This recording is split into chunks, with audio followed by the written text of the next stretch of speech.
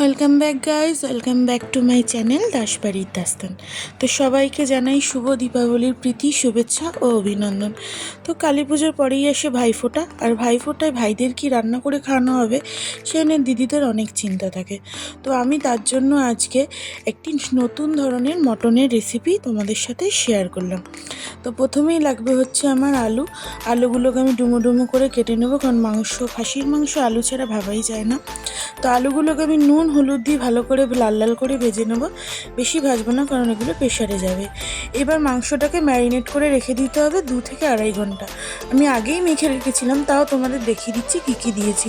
দিয়েছিলাম দই, তার সাথে দিয়েছিলাম হচ্ছে হলুদ, আর দিয়েছিলাম হচ্ছে সর্ষের তেল। নুনও দিয়েছিলাম, কিন্তু এখানে ভিডিওতে আমি দেখাতে ভুলে গেছি। তো তোমরাও পরিমাণ মতো নুন দেবে, কারণ পরেও আবার নুন দিতে লাগবে। তো মাংসটাকে এভাবে মেখে আড়াই ঘন্টার জন্য রেখে দেবে।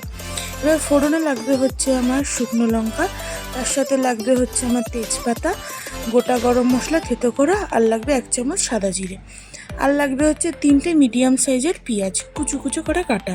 এবার কড়াইতে সর্ষের তেল গরম করে আমি গোটা গরম মশলাগুলো দিয়ে দেবো। খাসির মাংস সর্ষের তেলেই ভালো হয়, এতে টেস্টটা ভালো হয়। তো আমার ফোড়নগুলো ভাজা হয়ে গেলে আমি আমার কুচনো পেঁয়াজগুলো দিয়ে দেবো। তো পেঁয়াজগুলো ভালো করে ভাজবো যতক্ষণ না লাল হয়ে যায়। এবার আমার যে বাটা মশলাগুলো লাগবে সেটা হচ্ছে রসুন আর কাঁচা লঙ্কা বাটা, তার সাথে লাগবে আদা বাটা, আর আমি 2টো মিডিয়াম সাইজের টমেটো কুচি করে দিয়েছি। তো পেঁয়াজগুলো লাল লাল করে ভাজা হয়ে গেলে আমি এই রসুন আর কাঁচা লঙ্কা বাটাটা দিয়ে ভালো করে ভেজে নিয়ে তারপর দিয়ে দেবো হচ্ছে আদা বাটা। আদা বাটাটা একটু বেশি দিতে হয়, কারণ খাসির মাংসে আদার টেস্টটা বেশি ভালো লাগে। তো আদাটা দিয়ে আমি ভালো করে ভেজে যাব যতক্ষণ না কাঁচা গন্ধটা চলে যাবে। এবার গুঁড়ো মশলার জন্য লাগবে হলুদ, 2 চামচ লঙ্কার গুঁড়ো, 1 চামচ জিরে গুঁড়ো, 1 চামচ ধনে গুঁড়ো। এবার আমার বাটা মশলা থেকে তেল ছেড়ে গেছে, তো কাঁচা গন্ধটাও চলে গেছে। এরপর আমি দিয়ে দেবো আমার সব গুঁড়ো মশলাগুলো দিয়ে দেবো। আমি এখানে 2-3 চামচ নিয়েছিলাম লঙ্কার গুঁড়ো, ভুল করে 2 চামচ বলেছি। তোমরা চাইলে তোমাদের টেস্ট মতো গুঁড়ো লঙ্কা দেবে, কারণ আমি রসুনের সাথে কিছুটা কাঁচা লঙ্কাও বেটে দিয়েছি। তো ভালো করে মশলাটাকে কষিয়ে নিতে হবে যতক্ষণ না জল ছেড়ে তেল দেখা যাবে। তো তেল দেখা গেলে আমি তখন আমার কুচনো টমেটোগুলোও দিয়ে দেবো। টমেটোগুলো দিয়ে বেশিক্ষণ কষানো যাবে না, টমেটোগুলো যখন হাফ সিদ্ধ হবে সেই মুহূর্তে আমি আমার ম্যারিনেট করা খাসির মাংসগুলো দিয়ে দেবো। এরকম তেল ছেড়ে গেছে, এবার আমি আমার ম্যারিনেট করা খাসির মাংসগুলো দিয়ে ভালো করে কষাবো, কারণ খাসির মাংসর আসল রেস্ট কষানোতেই।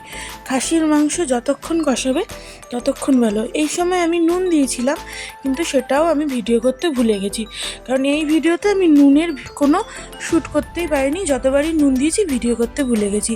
এই মুহূর্তে আমি দিয়ে দেবো হচ্ছে গোটা রসুন, আর দেবো হচ্ছে গোটা ছাঁচি পেঁয়াজ। এটাই হচ্ছে আজকের খাসির মাংসের মেন ইনগ্রিডিয়েন্টস। তো এবার আমি ভালো করে কষিয়ে নেব যতক্ষণ না আমার কষানোর থেকে জলটা টেনে যাবে, এবং যখনই দেখবে জলটা টেনে গিয়ে তেল ছেড়ে যাচ্ছে এবং কড়াইয়ের তলায় লেগে যাচ্ছে, তখনই বোঝা যাবে তোমার মাংস কষানো একদম কমপ্লিট। সেই মুহূর্তেই তুমি দিয়ে দেবে কুকারে। তো আমার ওখানে 2 কিলো মাংস ছিল বলে আমি এটা 2বারে প্রেশারে সিটি দিয়েছি 8টা। এবার লাস্টবারে আমি আলুগুলো দিয়েও সিটি দিয়েছি। এবার একটি বড় কড়াইতে আমি আমার পুরো মাংসটা একসাথে করে ভালো করে ফুটিয়েছি। তো ভালো করে ফোটানো, টকবক করে ফোটাতে হবে। তো যতক্ষণ না এরকম তেল ভেসে উঠবে, এবং তোমরা একটুখানি নাড়িয়ে দেবে মাঝে মাঝে, কারণ তলায় লেগে যেতে পারে। তো ভালো করে দেখে নেবে মাংসগুলো সিদ্ধ হয়েছে কেন, কারণ আলুগুলো প্রেশারে দিলে এমনিই সিদ্ধ হয়ে যাবে। এবার আমার যখন মাংসটা রেডি হয়ে গেছে, তখন আমি দিয়ে দেবো এর মধ্যে গোটা গরম মশলাগুলো কিন্তু আমি একদম মিহি করে বাটিনি, আমি একটুখানি গুঁড়ো রেখেছি, যাতে এগুলো দানাগুলোও থাকে, এতে ভালো লাগে। তারপর দিয়ে দেবো হচ্ছে ঘি দিয়ে বেশিক্ষণ আর ফোটাবো না, 2 মিনিট ফুটিয়েই আমি ঢাকনা দিয়ে দেবো। তো তৈরি আমার মাংস।